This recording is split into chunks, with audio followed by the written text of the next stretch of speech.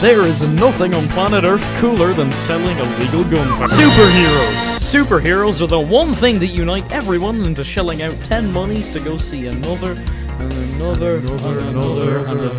superhero movie. Superheroes are probably the thing I'm most nerdy about. Second to drawing cartoons in my basement, and The Five Nights at Freddy's. who doesn't like superheroes? Supervillains, that's who! Hey, guys, I'll be here. Ever since I was young, I watched superhero I'm a movies, racist. played superhero games, slept in superhero blankets. I did anything to keep the big suits in Hollywood happy. Now, of course, everyone has a favorite superhero, right? And I swear to God, if I hear Spider-Man one more damn time... What? What's that? Oh. Yeah, my favorite superhero, Spider-Man. Oh yeah, boo-hoo! Who's your favorite superhero, huh? Exactly, it's Spider-Man. Mine's Hawkman.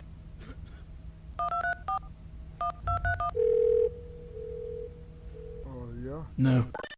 I just love the Spider Guy. I have distinct memories of watching those really old cartoons from the 60s. You know the one with the I just told you, Spider-Man listen, fighting I'm at from the each other. future. Yeah, that one. I watched that DVD to death, and as I am a little snot-nosed Gen Z child, I didn't grow up with the Sam Raimi movies. I was a child of Andrew Garfield. I watched both Amazing Spider-Man films in theaters.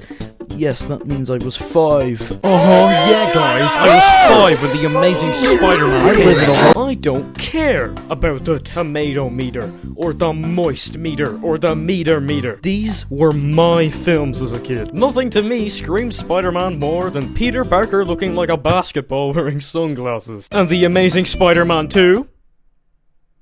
Well, that's what us cultured folk like to call cinema. Okay, look, I'll be the first to admit that The Amazing Spider-Man 2 was hot garbage, but something about Jamie Foxx hooking up a car battery to Spider-Man's balls just spoke to me as a 7-year-old. I absolutely adored The Amazing Spider-Man 2, and back then in 2014, which is now 9 years ago, I would have said it was my favorite movie. An obvious sign of either an undeveloped brain or a child with a mental disorder. I just love this character so much. He is exactly what a superhero should be. Sure, he may not be as dark as Batman or anything, but he's simply a great role model for everyone. He's so cool and awesome sauce that he just coincidentally has some of the best superhero movies of all time. Sure, if you have epilepsy, you might just have a heart attack upon watching either of the Spider-Verse films. But that doesn't change how I have a heart attack, because the animation quality gives me a hernia. I love almost all superhero movies, besides, well, to be honest, most superhero movies these days. But I feel that comic book movies are just so much more suited to animated films, and Spider-Man is clear evidence of that. Hey, can you hold my cartoon anvil for a second?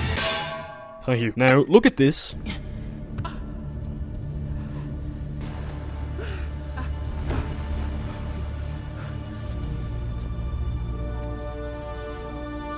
I'll always have my family. You ever hear the shoulder touch? What?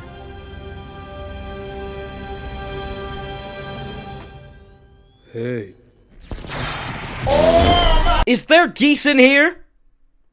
Because I have third-degree goosebumps on my noodle arms. Live action's cool too, I'm not bashing it per se. I've rewatched most MCU movies multiple times, a punishment typically used on prisoners in Alcatraz. I like the MCU, but I just don't think there's enough violence, enough blood, enough gore, enough guts.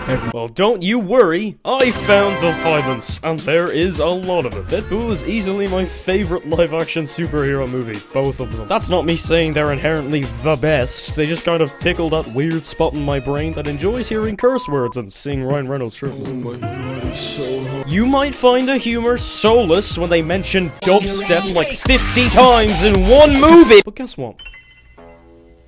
I don't care. In conclusion, superhero movies are cool and funny and awesome sauce and cool beans and more adjectives I can find on Urban Dictionary. Superheroes ain't all about the movies though. The concept itself is one that's widely discussed, usually in the terms of, if you could have one superpower, what would it be?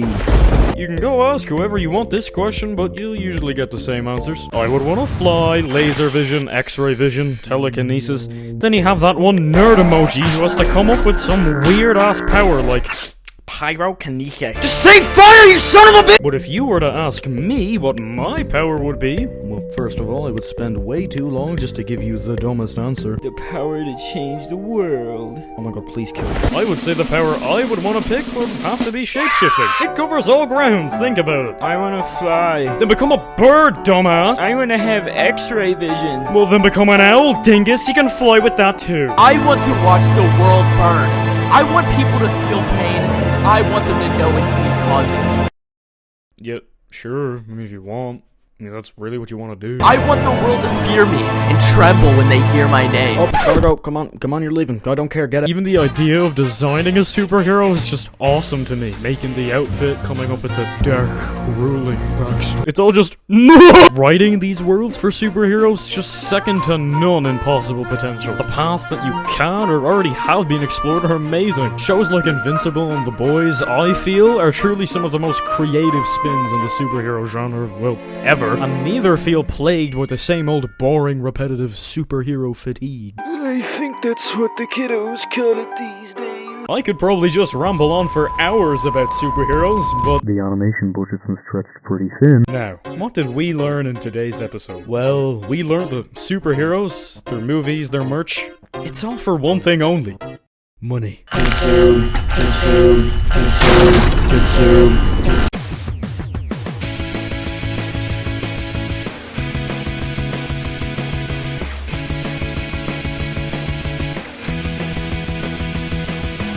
Hi, it's Gabe here. I hope you all enjoyed the new video. It took so long to make, but it's finally done now, and I hope you enjoyed it. Massive thanks to Awesome for his guest appearance in the video. I'm gonna try get someone on each episode, a little guest star, because it's fun, and I like having people on. Anyway, thank you all so much for watching, and I hope you enjoyed this episode of The Puka Show.